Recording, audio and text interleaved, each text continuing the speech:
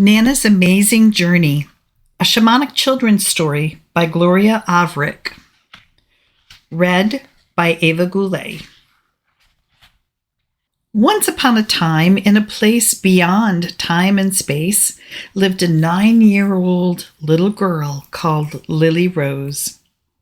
She had brown eyes and slightly curly brown hair.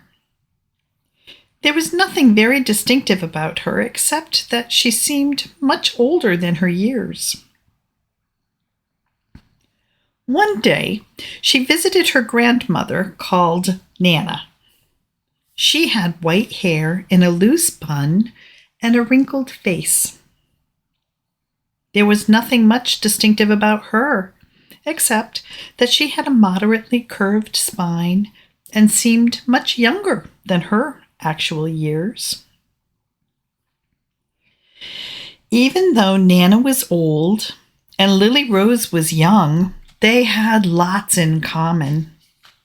For example, they both loved cats. Nana loved to stroke the soft velvet of cats' ears. Lily Rose loved to listen to the sounds of cats purring. There was one problem. Nana said, "I need to find a way to connect to spirit. After all, I do not have much time left on this earth." She thought that a relationship with spirit might help her when it's time to transition from this world to the next. Nana understood spirit to be divine energy. Lily Rose was excited to share with Nana. "I know a very special, secret place, and I go there when I want important knowledge which no other human can discover." Nana started to pack up snacks for their adventure, but Lily Rose said, "Where we're going, we don't really need snacks." And Nana smiled, realizing that Lily Rose had a deep connection to other places, magical places, full of plants, animals, minerals, and human spirits. After all, she was so young and fairly new in this world. She carried a wisdom that Nana had lost. It is a wisdom that comes from a deep part of the self, a part beyond what adults call ego, based in the living spirit. Sometimes people have to face a lot of problems in their lives. After living many years with these problems, they forget how to connect to spirit and need help finding it again. Lily Rose was a very brave, confident, and smart girl. She knew that she could help her grandmother find this missing spirit connection. She said, grinning, "Let's go." For the two of them to travel to this special place, it was necessary to make special preparations for their journey. Lily Rose said, "Let's pretend that I am your teacher. I will show you what we need to do. It will be like creating a holy ritual." They sat down on a comfy couch in Nana's cottage. The cozy living room was warmed by a gentle fire in the hearth. Lily Rose pulled out of her large black magical tote bag a bunch of special items. She took rainbow-colored sparkly yarn and encircled both of them. She cast a magical protective circle.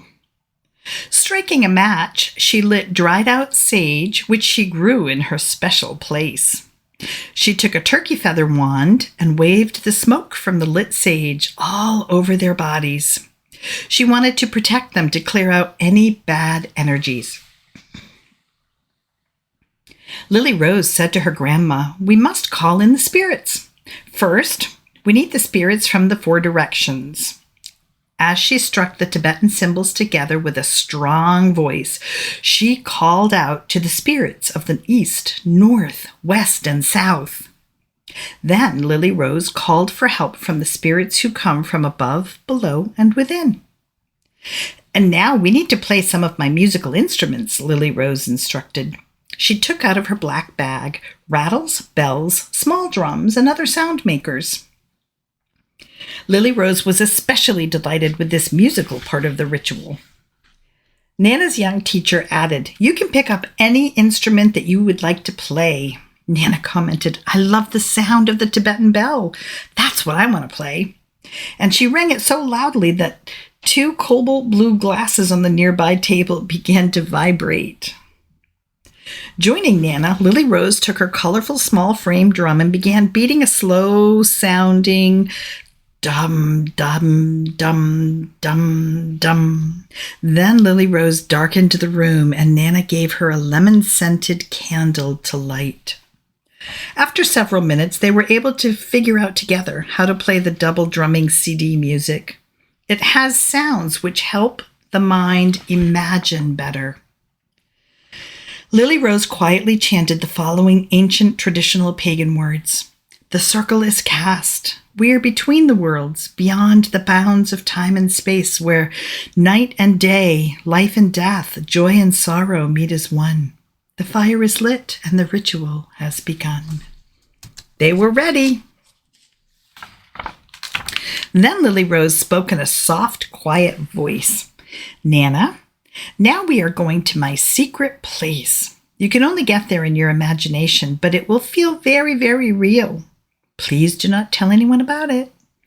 "Okay," said Nana, who was very good at keeping secrets. Nana and Lily Rose had so much in common. They had a special, magical connection. They could see and sometimes share the same pictures in their minds. "Imagine a place in the San Gabriel Mountains," Lily Rose said with a dreamlike tone. "It is a real place, but you've never been there before. This place is deep in the Angeles Forest. It is called Chantry Flats." Lily Rose asked, "Can you see this place? Can you see a short and easy hiking trail there, Nana?" Nana answered, "I need a minute to picture it." "Ah, there it is." "Good," said Lily Rose. Lily Rose continued, "Pretend that we are going to walk on that hiking trail.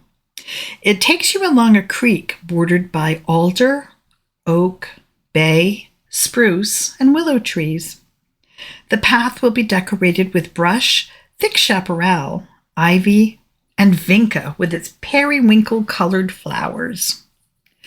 Lily Rose loved the sights and smells along this trail, but she warned Nana, "It's important not to get sidetracked by smelling the fragrant leaves or taking pictures of the wildflowers with your iPhone." She added, "There are these big boulders for climbing and an array of smaller slippery stones and rocks. Nana, you will encounter these really scary creek crossings. Easy to lose your footing, fall in and get wet, which is not so bad on a very hot day." They began to slowly climb, and eventually they safely arrived at the end of the trail, which was at the top of Sturtevant Falls. These falls are at least 50 feet high, and they come cascading down as if they don't care who is looking at them. "Here is the magical and interesting part," said Lily Rose. "Now that we are at the top of the falls, we need to jump. Remember, this would be a very risky thing to do in our normal lives. Actually, I would not advise us to do it, but in our imagination, everything is possible." Nana smiled, happy to be free to imagine taking this leap. They used the power of the water to push them down, down, down, descending to a small lake below. As they began to swim to the shore, they found a little canoe made out of animal skins floating in the water. They climbed in and sat down, nestling like 2 bluebirds. Lily Rose asked, "Nana, are you okay? We have had some real excitement today." She was referring to the jumping into the falls. Nana responded with a broad smile. "Definitely. I feel so wonderful." Lily Rose added, "You might have imagined that our canoe would be brightly painted with lots of colorful symbols and designs, but it isn't." Nana, being very practical, commented, "As long as it floats, it's fine." They both knew that the canoe was simple and ordinary, just like they were in this magical world. After relaxing for a while, They both paddled the canoe to another part of the lake. As they floated along, the lake began to grow. Magically, it became much larger than it was in the beginning. Lily Rose suddenly said, "Let's get out over there." She pointed to a stretch of shoreline where there was a simple wooden bench overlooking the lake. "This is my special place," she proudly exclaimed. They found a strong rope and attached it to the canoe. After tying the canoe to a nearby weeping willow tree, they climbed onto the land. They walked a short distance to the wooden bench and sat down. Lily Rose explained to Nana, "This is where I wait for a special power animal to arrive. The animal will help me with my question. It can be an animal that is four-legged, or with fins, or with wings. For example, sometimes it is a lion, a fox, a bear, a kangaroo, a raven, a chickadee, a dolphin, or a whale. Sometimes I have no idea what it is."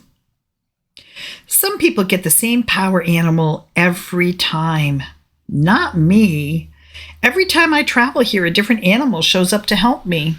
Some people call this place the lower world. We can call it whatever we want. Lily Rose was a very original and creative thinker. Also, I want to let you know, Nana, that we can travel to what is called the upper world to get answers and information. Lily Rose was very clear in her explanations. Again, we can call this place what we want to call it. If we are meant to journey to the upper world, a magical ladder often emerges. We climb it, and it goes up, up, and up into the clouds. I love the feeling of the clouds. They are white, very light and soft, like extra large cotton balls. Wow, what happens there? I'm so curious, Nana exclaimed.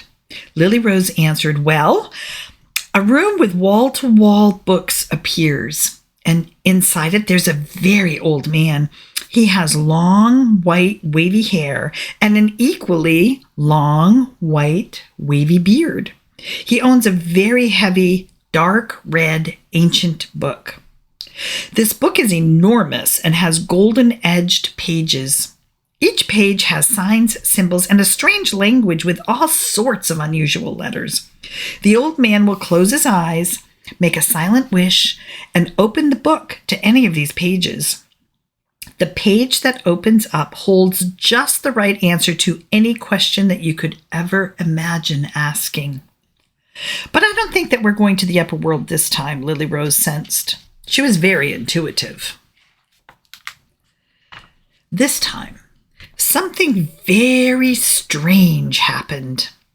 While sitting on the wooden bench, Lily Rose and Nana at the same time noticed Father Sun Spirit in the sky. He was shining down on Earth, perfectly round and very bright. Nana, who was really getting into imagining magical worlds by then, said, "The light is so bright from Father Sun Spirit. It is hurting my eyes just peeking at it." "Same for me," said Lily Rose. "How odd. This is the first time that I have ever seen anything like this." "Maybe it is because you were here, Nana." She sweetly grinned.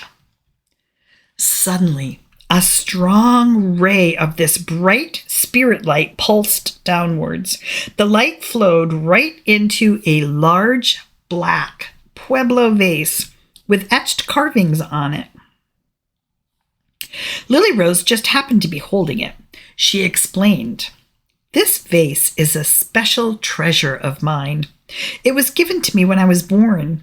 Usually, these kinds of vases are open and do not have fitted tops. Mine is different, just like I am. It has a fitted black top that I can put on it. I think that someone knew that I might need it someday." Nana secretly smiled. The ray of spirit light was captured in the vase. Lily Rose made sure that it would stay in there by quickly placing the special top on it. But the closed vase began to heat up.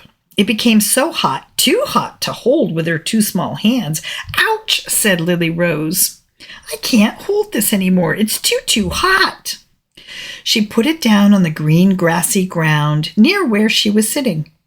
The large black vase began to vibrate in a friendly communion with the ground, who happily received its warmth, energy, and love. And then another strange thing happened. As soon as the vase was placed on the ground, day turned to night, and the sky lit up with wondrous northern lights. The curtains of purple-red auroric light energy started dancing in the dark night sky. Lily Rose turned to Nana, seated next to her on the bench, and said with amazement, "This is awesome!" Nana was so overwhelmed with the beauty of the lights, she couldn't speak. Entranced by the light spirits in the sky, Lily Rose and Nana temporarily forgot about the black vase on the ground near them. It started getting even hotter and hotter. Meanwhile, looking at the northern lights caused Lily Rose to become very excited, too excited. She knew that she needed to let go of some of the energy or she would just burst open into a million pieces. Remembering something that had helped her in the past, Lily Rose said to Nana, "Let's sing one of my favorite songs, one that you taught me long ago. This is a way I can let out some of my energy." "Which song?" Nana asked. Lily Rose answered quickly in a smart aleck fashion, "Spirit in the Sky," implying it was so obvious. They started singing, still ignoring the vase. But the pressure in the vase had been building up to such a point that the top exploded off. The intense light energy which the vase had contained violently erupted. Pop, pop, pop. It sounded like fireworks. The light began to spread out in the form of a flowing, sparkling fountain. Meanwhile, at exactly the same time, night turned back to day. "I am shocked," said Lily Rose, who was not usually someone to admit such things. "I am shocked too," Nana replied. They both abruptly stood up. The light fountain was flowing powerfully. The light curved down like a giant, infinitely petaled lotus. They reached out their arms, opened their hands, and took in this light energy, drinking and swallowing it like thirsty golden doodle dogs. The light continued to stream into their bodies and rested in their hearts. A small amount of rosy, loving heart energy intermingled with a small amount of bright yellow-white spirit energy and radiated from their centers. This alchemy was so exciting and thrilling, Nana said, "Look, I am shaking in my bones and muscles all over my old body. It is as if Mother Earth has sent me my own earthquake." It was then that both Nana and Lily Rose knew that they could always hold a small bit of spirit light energy in their hearts the rest of their lives, for as long or as short as they both lived. Nana, who was always polite, said, "Let's thank Father, Son, Spirit." And they both said, thank you, Father, Son, Spirit." Their faces were all wrinkled up with smiles. That spirit connection had been created. Lily Rose said to Nana, "It's now time for us to return home." "But I want to stay here," said Nana. "I am so sorry, but it's not possible," Lily Rose responded. "Anyway, the drumming CD is about to come to an end. We need to open up the magic circle and return to our regular lives." And so they returned home, both forever changed. The end.